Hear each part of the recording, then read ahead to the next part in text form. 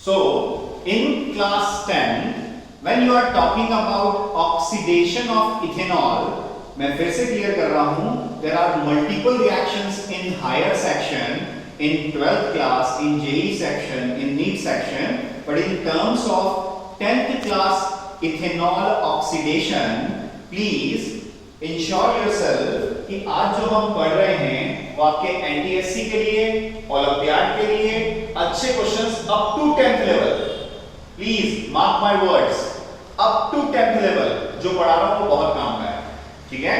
इसके ऊपर भी बहुत कुछ होता है पर फाउंडेशन लेवल पे इतना जरूरी है। ध्यान से देखना बेटा, ethanol, we are talking about oxidation of ethanol, और यहां बैठा हुआ हर बच्चा आप जानता है इथेनॉल मतलब क्या। इथेनॉल मतलब अल्कोहल, इथेनॉल मतलब 2 कार्बन वाला अल्कोहल, इथेनॉल मतलब constituent of, main constituent of wine और बियर, ठीक है। It may also used as disinfectant, ठीक है। It may also used as power alcohol as a fuel. So बहुत सारे मल्टीपल यूज है इसके, ठीक है। सो अब हम बात कर रहे हैं ऑक्सीडेशन ऑफ इथेनॉल।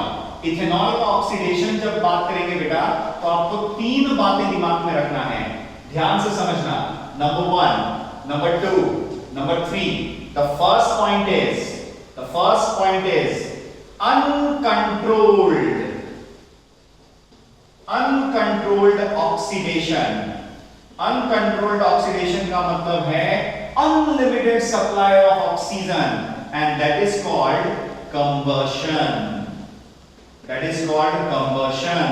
और combustion का मतलब है burning in presence of air। So unlimited supply of oxygen है, और जब unlimited supply of oxygen है बच्चों तो you can say uncontrolled oxidation है।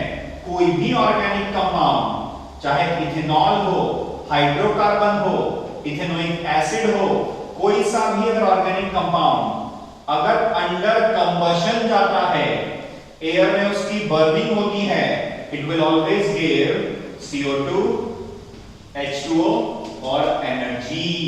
ये हम पढ़ चुके हैं दोस्तों। तो यहां पर अगर मैं इथेनॉल का भी अनकंट्रोल्ड ऑक्सीडेशन करूं तो सबको पता है C2H5OH plus O2 burning will give CO2 plus H2O plus heat and light, that is energy। Balance कर देता हूं, यहां पर ट्वाइस लग जाएगा, ठीक है। यहां पर कितना लगा दो बेटा 3, अब 2 2 4, 4 और 3 7, 7 में से 1 यहां है, 6 यहां से आ गई। This is the balanced combustion reaction of ethanol, that is uncontrolled oxidation which results to combustion. This is the first type of oxidation of ethanol. Hope everybody is comfortable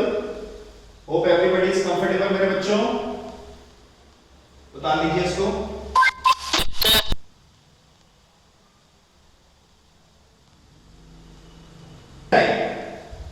The second type of oxidation is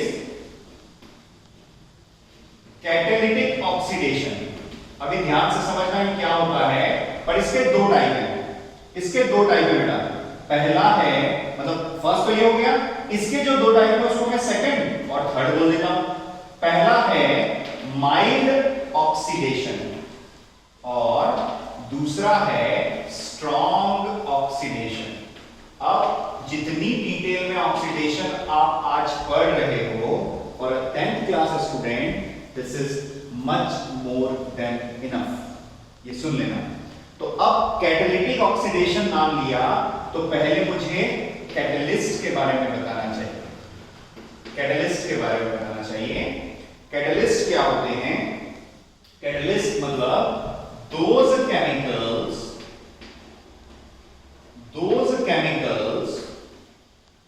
which can alter rate of reaction। कोई भी reaction fast होगी, slow होगी, ये कौन decide कर सकता है? Catalyst. ऐसे chemicals which alter the rate of reaction are known as catalyst। ठीक है, अभी यहां हमें क्या करना है, ऑक्सीडेशन। तो हमें ऐसे लोग चाहिए जो ऑक्सीजन दें, तो ऑक्सीडाइजिंग एजेंट चाहिए। अब आप पूछेंगे सर ऐसा क्यों, ऑक्सीडाइजिंग एजेंट ही क्यों चाहिए, आप मुझे बताओ। डोनेट ऑक्सीजन, इसका सीधा सा मतलब है removal of oxygen. First chapter याद करो, जो ऑक्सीजन को रिमूव करते हैं वो खुद का क्या करते हैं, रिडक्शन करते हैं, और उन्हें हम क्या बोलते हैं, गुड ऑक्सीडाइजिंग एजेंट गोवा। याद आया, हम उन्हें बोलते हैं गोवा। सो ऑक्सीडाइजिंग एजेंट्स हमें यहां पर चाहिए जो आपको ऑक्सीजन प्रोवाइड करें। ठीक है, सो अब अगर मुझे कोई कहता है कि इथेनॉल के कैटालिटिक ऑक्सीडेशन के दो टाइप हैं, तो इसका मतलब ऑक्सीडाइजिंग एजेंट भी दो टाइप के रहे होंगे। एक होगा माइल्ड ऑक्सीडाइजिंग एजेंट और एक होगा स्ट्रॉन्ग ऑक्सीडाइजिंग एजेंट। बात समझ में आई या गई? भाई जैसा ऑक्सीडेशन चाहिए वैसे ऑक्सीडाइजिंग एजेंट लगेंगे। तो एक होगा स्ट्रॉन्ग ऑक्सीडाइजिंग एजेंट, एक होगा माइल्ड। माइल्ड के अंदर आप क्या ले सकते हैं, CrO3 ले सकते हो। ठीक है, ग्लेशियल एसिटिक एसिड ले सकते हो। ग्लेशियल एसिटिक एसिड का मतलब होता है cool and concentrated acetic acid, cool concentrated and pure acetic acid. So अगर माइल्ड ऑक्सीडाइजिंग एजेंट लेना है तो ये दो ले लो, स्ट्रॉन्ग ऑक्सीडाइजिंग एजेंट लेना है तो एसिडिक मतलब H+ की प्रेजेंस में KMnO4 ले लो। ठीक है, या फिर एसिडिक वही H+ की प्रेजेंस में K2Cr2O7 ले लो। सो यदि मैं आपसे माइल्ड और स्ट्रॉन्ग ऑक्सीडाइजिंग एजेंट की बात करूं तो आपको ये क्लियर होना चाहिए कि ये माइल्ड ऑक्सीडाइजिंग एजेंट है और ये स्ट्रॉन्ग ऑक्सीडाइजिंग एजेंट्स हैं। इसका नाम अभी बता देता हूं, इसका नाम सबके नाम बता रहा हूं बेटा, एक एक करके मेरे साथ साथ लिखते जाइएगा। This is known as chromic anhydride, chromic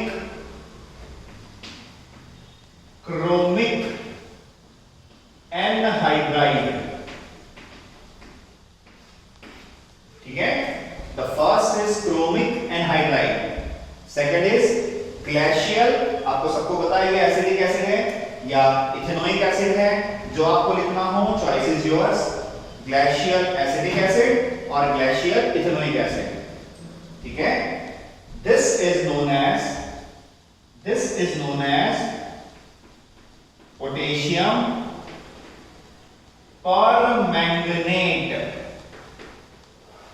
this is potassium permanganate,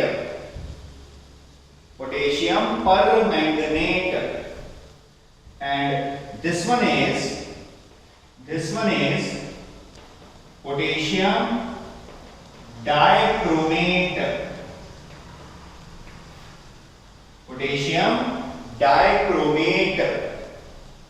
so ये आपके स्ट्रॉन्ग और माइल्ड ऑक्सीडाइजिंग एजेंट्स, और ये पूरा का पूरा आपके सामने अभी एक डिस्क्रिप्टिव पार्ट आ गया कि कैटालिटिक ऑक्सीडेशन होंगे तो दो टाइप से होंगे, ये ऑक्सीडाइजिंग एजेंट होंगे तो माइल्ड होगा, if these kind of oxidising agents are present then it would be strong. So just इसको जल्दी से उतार लीजिए दोस्तों।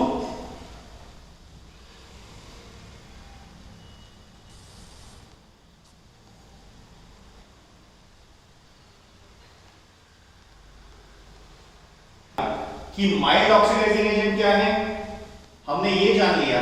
स्ट्रॉन्ग ऑक्सीडाइजिंग एजेंट क्या है, अब आप ये देखिए कि by using those oxidising agents what will happen to C2H5OH।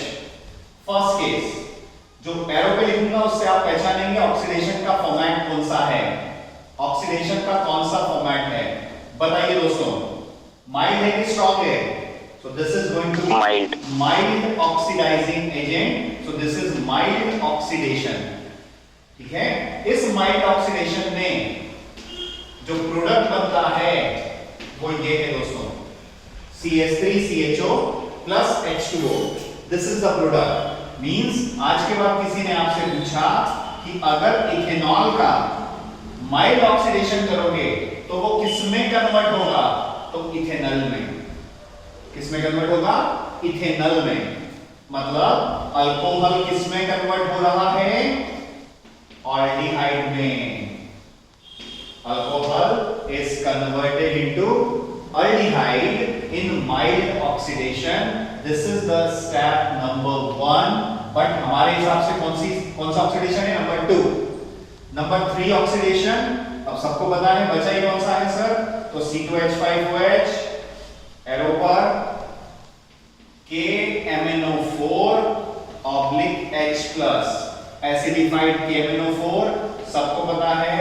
This is going to be strong oxidation and this is your ethanol, and by this process you will get CH3COOH plus H2O, means ethanol is converted into ethanoic acid. This is the question which was asked in NTSC, ठीक है। So alcohol से carboxylic acid अगर बनाना हो तो you have to do strong oxidation. Fine. अब सुनिए, जिन लोगों को ऐसा लगता है कि सर ये लोग करते क्या हैं, ये ऐसे कैसे कर लेते हैं, ऑक्सीजन कैसे दे देते हैं, उन दोस्तों के लिए एक रिएक्शन लिख रहा हूं for those friends who are interested to know how this acidic medium gives oxygen। अगर कोई मेरा दोस्त ऐसा चाहता है तो ये उसके लिए लिख रहा हूं। जैसे ही सल्फ्यूरिक एसिड की एक्शन करवाऊंगा, पहला प्रोडक्ट बनेगा पोटेशियम सल्फेट, दूसरा प्रोडक्ट बनेगा मैग्नीज सल्फेट, तीसरा प्रोडक्ट बनेगा वाटर, और जैसे ही आगे बढ़ूंगा लास्ट प्रोडक्ट बनेगा nascent oxygen. Yes, nascent oxygen, that is not normal oxygen, it is a highly reactive oxygen. This is known as nascent oxygen, मेरे friends. So the most reactive part of the whole reaction is nascent oxygen। और एक level आगे ले जाता हूं, 1 mole of KMnO4 gives 5 mole of nascent oxygen। एक molecule KMnO4 का 5 nascent oxygen देता है, ठीक है। अब आप जान सकते हैं how this will act as oxidising agent in acidic medium. Acidic medium में किस तरह से KMnO4 ऑक्सीडाइजिंग एजेंट की तरह रिएक्ट करके, एक्ट करके ऑक्सीजन प्रोवाइडर हो जाता है। So this is the funda of oxidation of ethanol। Oxidation of ethanol। तो यदि मैं इसको समराइज